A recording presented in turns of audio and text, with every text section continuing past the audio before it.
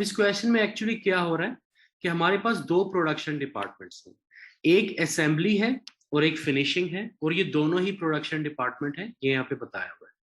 और दो हमारे पास सर्विस सेंटर्स हैं, स्टोर्स एंड मेंटेनेंस। अब इन चारों डिपार्टमेंट्स की, जो कि दो सर्विस सेंटर हैं और दो प्रोडक्शन सेंटर हैं, इनकी ये सारी कॉस्ट इन्होंने यहाँ पे दी हुई है। ये सारी कॉस्ट कौन सी हैं? ये मैन्युफैक्चरिंग ओवरहेड्स हैं। ये सारी के सारे ओवरहेड्स हैं, इनमें कोई भी डायरेक्ट मटेरियल कॉस्ट नहीं है, कोई भी डायरेक्ट लेबर कॉस्ट नहीं है, सारे के सारे ओवरहेड्स हैं। और इन कॉस्ट को डिवाइड करने के लिए इन चारों डिपार्टमेंट्स में हमें कैसे पता चलेगा कि किसने ज्यादा कॉस्ट यूज की है? यहाँ पर तीन कॉस्ट ड्राइवर्स दिए हैं। पहला कॉस्ट ड्राइवर है फ्लोर एरिया, कि हर डिपार्टमेंट ने कितना एरिया कवर किया हुआ है। सेकंड है पावर यूजेज, हर डिपार्टमेंट कितनी कितनी पावर यूज कर रहा है। एंड थर्ड है नेट बुक वैल्यू। और ये तीनों कॉस्ट ड्राइवर्स हम क्यों यूज करेंगे? ताकि हम इन सारे ओवरहेड्स को डिवाइड कर सकें असेंबली या फिनिशिंग। तो first of all indirect material से स्टार्ट करते हैं। इनडायरेक्ट मटेरियल जो यूज हुआ है असेंबली में, दैट इज 13,500। तो यहां पर हम लिख देंगे इनडायरेक्ट मटेरियल असेंबली में यूज हुआ है 13,500। फिनिशिंग का भी इनडायरेक्ट मटेरियल दिया है विच इज 8,000। और स्टोर्स का इटसेल्फ कोई भी नहीं यूज हुआ, क्योंकि वहां पर तो हम इनडायरेक्ट मटेरियल को रखते हैं, वहां यूज तो कोई नहीं होगा। और मेंटेनेंस ने भी इनडायरेक्ट मटेरियल यूज किया 2,000 का।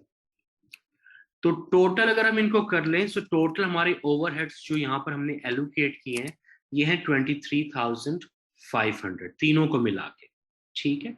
और स्टोर के कोई नहीं है। इस तरह के जो हम स्टेप करते हैं कि जितनी हमारी कॉस्ट होती है उसको उठाते हैं और डिपार्टमेंट को दे देते हैं, इस स्टेप को हम कहते हैं एलोकेशन। एब्जॉर्प्शन कॉस्टिंग में पहला स्टेप होता है एलोकेशन, कि जो भी आपके ओवरहेड्स किसी स्पेसिफिक डिपार्टमेंट्स ने यूज किए हैं उनको उठाओ और इन डिपार्टमेंट्स को एलोकेट कर दो। This is called allocation.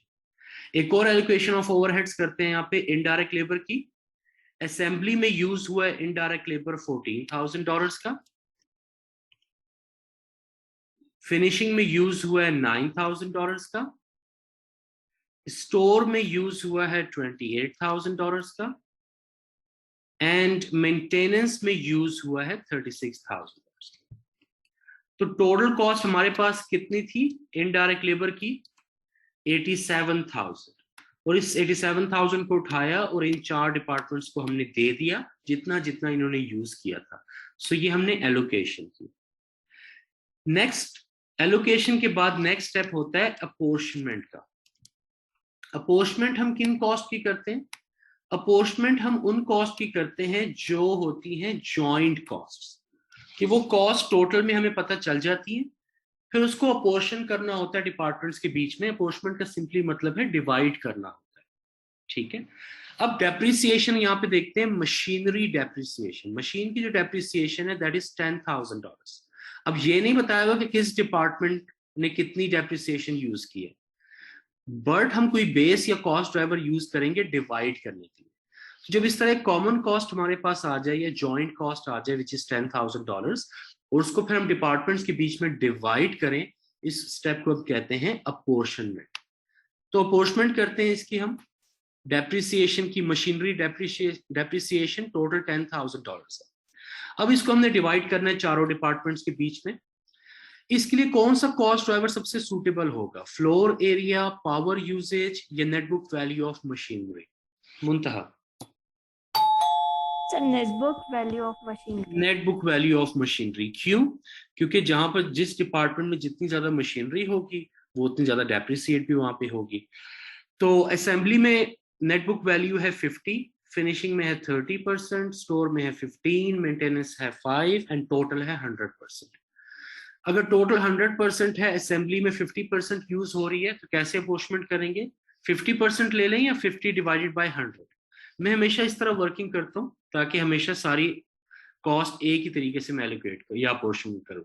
So 50 divided by 100, कितनी टोटल कॉस्ट है मशीनरी डेप्रिसिएशन की? 10,000। तो 50% एलोकेट हो जाएगी असेंबली को विच इज 5,000। फिनिशिंग की देखते हैं 30 सो 30 डिवाइड बाय 100 वेटेज हम ले रहे हैं, multiply the same machinery depreciation cost 10,000। सो 10,000 में से 3,000 आ जाएगी फिनिशिंग को। फिर उसके बाद स्टोर्स में है 15%, सो 15 डिवाइडेड बाय 100 इंटू 10,000, ये आ जाएगी 1500। और मेंटेनेंस की कितनी आ जाएगी 5% या 5 डिवाइडेड बाय 100 इंटू 10,000, ये आ जाएगी 500। इन सबको हम टोटल करें तो ये टोटल होना चाहिए $10,000 का। ठीक है, दिस इज द वे। ये टोटल $10,000 मशीनरी डेप्रिसिएशन की कॉस्ट थी सारे डिपार्टमेंट्स की। उसको हमने अपोर्शन कर दिया इन चारों डिपार्टमेंट्स में by using its own relevant cost driver. इसका कॉस्ट ड्राइवर हमने चूज किया net book value of machinery. यहां तक क्लियर है? जी sir. Yes sir. Okay, rent and rates भी कर लेते हैं यहाँ पे। नेक्स्ट कॉस्ट है rent and rates which is $60,000। अब रेंट एंड रेट्स को हमने डिवाइड करना है चारों डिपार्टमेंट्स में। कौन सा कॉस्ट ड्राइवर ज्यादा सूटेबल होगा इसके लिए? अक्सा? Floor area. फ्लोर एरिया, बिल्कुल। जो डिपार्टमेंट जितना ज्यादा एरिया लेगा ऑब्वियसली उतना ज्यादा रेंट को शेयर करेगा। तो यहाँ पर फ्लोर एरिया असेंबली का है 1000 divided by total floor area है 2000। तो वेटेज आ जाएगी हमारे पास कि असेंबली को कितना बिलोंग करता है, multiply rent and rates which is $60,000 total. तो यहां पर ये इसको आ जाएगा 30,000, ऑलमोस्ट 50% इसको आ गया। फिनिशिंग को की अपॉर्चमेंट करते हैं। फ्लोर एरिया स्पेस ये लोग यूज कर रहे हैं 500 out of total 2000 multiply 60,000। Same apply करना है हमने स्टोर्स के लिए। स्टोर्स के लिए कैसे करेंगे? ये है 400 square metre divided by total 2000 into 60,000। And last maintenance को करेंगे 100 स्क्वायर मीटर, सबसे छोटा डिपार्टमेंट है, डिवाइडेड बाय 2000 इंटू 60,000। अब इनको अगर हम टोटल करें तो ये 60,000 आना चाहिए। तो ये 60,000 हमने इन चारों के बीच में अपोर्शमेंट कर दी है। सो एब्जॉर्प्शन कॉस्टिंग से जब भी हम डील करते हैं पहले हमने एलोकेशन करनी होती है। जो डायरेक्ट कॉस्ट हमारे पास जो इनडायरेक्ट कॉस्ट हमारे पास मौजूद है ऑलरेडी कैलकुलेटेड, उनको उठाएंगे और डिपार्टमेंट्स में रिकॉर्ड कर देंगे। सेकंड स्टेप जो कॉमन कॉस्ट होती है, जॉइंट कॉस्ट होती है, उनको हमने डिवाइड करना होता है या पोर्शन करना होता है डिपार्टमेंट्स के बीच में by using any suitable cost driver.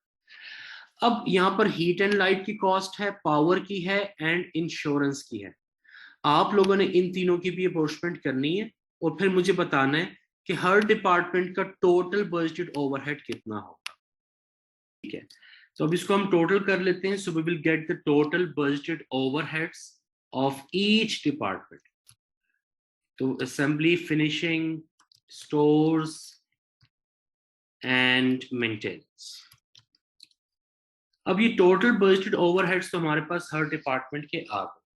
लेकिन नेक्स्ट स्टेप अब क्या है बेसिकली कि ये जो स्टोर एंड मेंटेनेंस के ओवरहेड्स हैं, ये दोनों डिपार्टमेंट्स जो हैं ये प्रोडक्शन डिपार्टमेंट्स नहीं है, ये ऑरेंज में है। तो ये सर्विस सेंटर्स, ये सर्विस प्रोवाइड करते हैं असेंबली और फिनिशिंग को। तो अब नेक्स्ट स्टेप बेसिकली क्या होगा एलोकेशन एंड अपोर्शमेंट के बाद? नेक्स्ट स्टेप होगा रीअपोर्शनमेंट। रीअपोर्शमेंट का क्या मतलब है? रीअपोर्शनमेंट का मतलब है कि जो स्टोर्स और मेंटेनेंस के ओवरहेड्स आ रहे हैं ये हम उठाएंगे और इनको डिवाइड करेंगे या पोर्शन करेंगे असेंबली एंड फिनिशिंग डिपार्टमेंट में। स्टोर्स एंड मेंटेनेंस को अब हम जीरो कर देंगे और इनके ओवरहेड्स को एलोकेट कर देंगे प्रोडक्शन डिपार्टमेंट को, ताकि असेंबली एंड फिनिशिंग जो कि दोनों प्रोडक्शन डिपार्टमेंट है इनके टोटल बजटेड ओवरहेड्स हमारे पास आ जाए। ओके, तो उसके लिए नेक्स्ट स्टेप पे चलते हैं रीअपोर्शनमेंट के। You now have further information about the use that assembly and finishing make of stores and maintenance. अब assembly and finishing कितनी सर्विस ले रहे हैं स्टोर एंड मेंटेनेंस से? नंबर ऑफ स्टोर रिक्विजिशन या स्टोर रिक्वेस्ट असेंबली ने की है 100 टाइम्स, फिनिशिंग ने की है 30 टाइम्स, टोटल हुआ है 130। Maintenance calls out per annum, assembly ने पूरे साल में जो मेंटेनेंस रिक्वेस्ट की है वो 30 टाइम्स है एंड फिनिशिंग ने की है 20 टाइम्स। तो जो जितनी ज्यादा सर्विस यूज कर रहा है उसको उतनी ज्यादा कॉस्ट हम एलोकेट करेंगे। तो वही ऊपर वाले पहले तो टोटल बजटेड ओवरहेड्स दे लेते हैं। असेंबली के हैं 83,900, फिनिशिंग के हैं 47,450, स्टोर्स के हैं 46,600 एंड मेंटेनेंस के हैं 43। यहाँ पर इसको टोटल भी कर लेते हैं, हमने टोटल नहीं किया इनको। तो टोटल ओवरहेड्स जो आ रहे हैं सो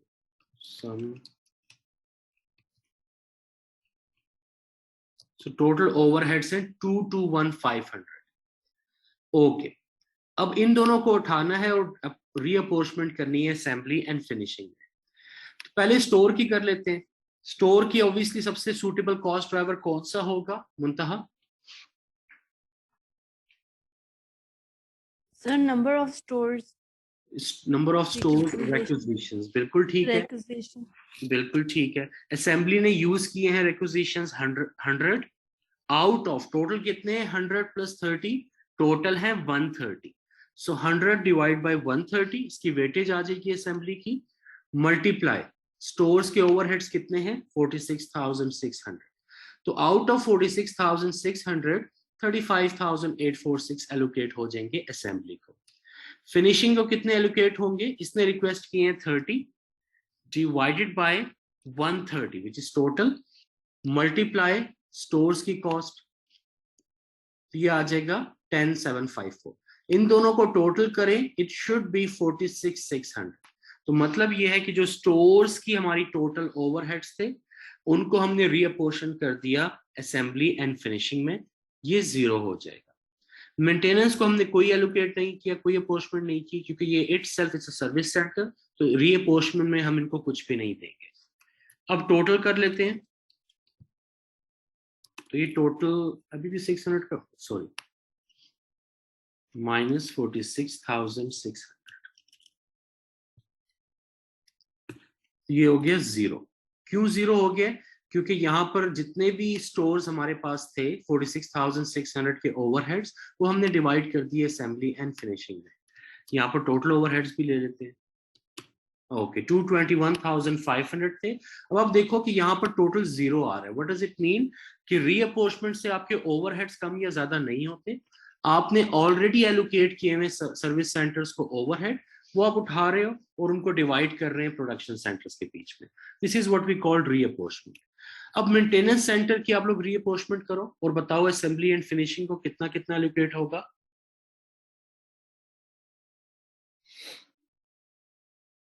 सर असेंबली में लिखें 26,130। 26,130 एंड फिनिशिंग 17,420। 17,420। ओके, और ये मेंटेनेंस जो है इसको हम जीरो कर देंगे, 43,550। और इसको और स्टोर्स को हमने कुछ भी नहीं दिया क्योंकि रीअपोर्शमेंट कर रहे हैं, तो टोटल कर लेते हैं। ये भी जीरो आ गया, बिल्कुल ठीक है। अब यहाँ पर असेंबली के भी हमारे पास टोटल प्रोडक्शन ओवरहेड्स आ गए और फिनिशिंग के भी टोटल प्रोडक्शन ओवरहेड्स यहाँ पे आ गए। स्टोर्स के हमने जीरो कर दिए क्योंकि रीअपोर्शमेंट हो चुकी है, मेंटेनेंस का भी जीरो हो जाएगा एंड टोटल जो है हमारे पास वही आ जाएगा 221,500। So now finally we got assembly department and finishing department total budgeted overheads. यहां तक क्लियर है?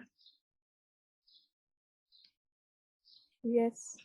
Very good. तो absorption costing के क्या स्टेप होते हैं? First of all allocation of overheads, second apportionment and third reapportionment. इसके बाद नेक्स्ट क्या है? अब हम निकालेंगे POHR या प्री डिटरमिन्ड ओवरहेड रेट। पहले तो यहाँ पर ओवरहेड्स को हम ले लेते हैं। असेंबली डिपार्टमेंट के कितने ओवरहेड्स थे? 145,876। फिनिशिंग डिपार्टमेंट के ओवरहेड है 75,624। ओके, रेट कैसे कैलकुलेट करते हैं? मेरे पीछे आपको फॉर्मूला बताया जब मैं स्लाइड्स में एक्सप्लेन कर रहा था कि POHR या प्री डिटरमिन्ड ओवरहेड रेट, इसको OAR भी कहते हैं, overhead absorption rate, total budgeted manufacturing overheads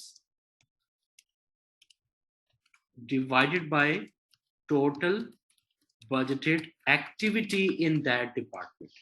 अब हमारे पास दो डिपार्टमेंट्स हैं यहाँ पे. पहला डिपार्टमेंट है असेंबली एंड सेकंड डिपार्टमेंट है फिनिशिंग. अब यहाँ पर फर्दर इंफॉर्मेशन दी हुई है.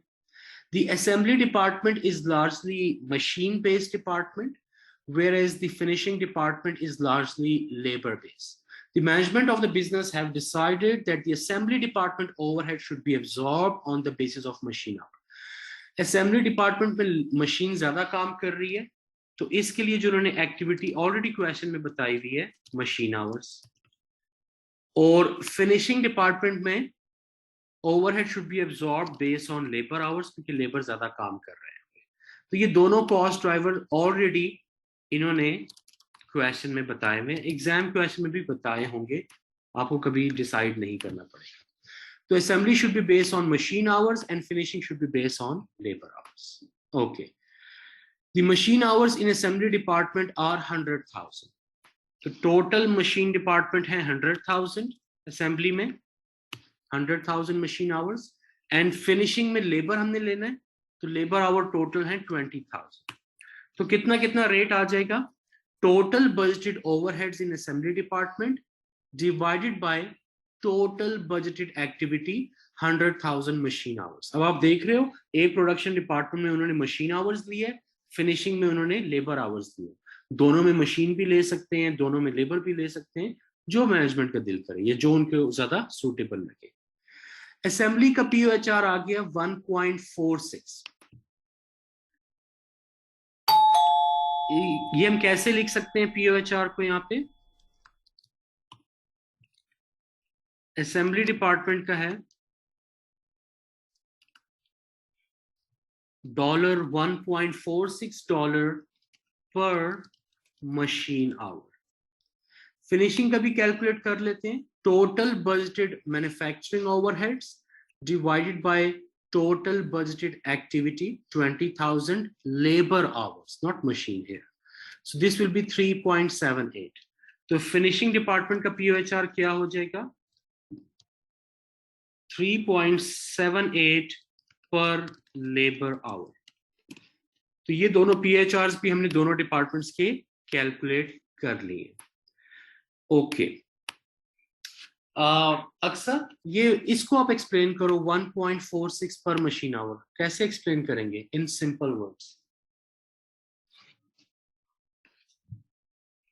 सर आप करें. ओके. And Muntaha? सर ये वही ना जो आपने बोला कि 1 घंटा काम करेगा तो 1.46. 1.4 यही था ना? ऐसा ही कुछ था. बिल्कुल बिल्कुल ऐसे ही था, लेकिन सही से एक्सप्लेन करो, क्योंकि ये पीओएचआर की जो एक्सप्लेनेशन है ना, ये अगर आपको समझ आ गई तो एब्जॉर्प्शन कॉस्टिंग खत्म है यहाँ पे. और ये एब्जॉर्प्शन कॉस्टिंग ऐसा टॉपिक है, यही जो स्टेप्स हम कर रहे हैं ये हमें 2 में भी आप लोग पढ़ोगे, F2 में भी पढ़ोगे, F5 में भी पढ़ोगे, और ये पीओएचआर चलता रहेगा वहां पे. तो बेहतर है कि यही आपको 100% समझ आना चाहिए. जी मुंतहा?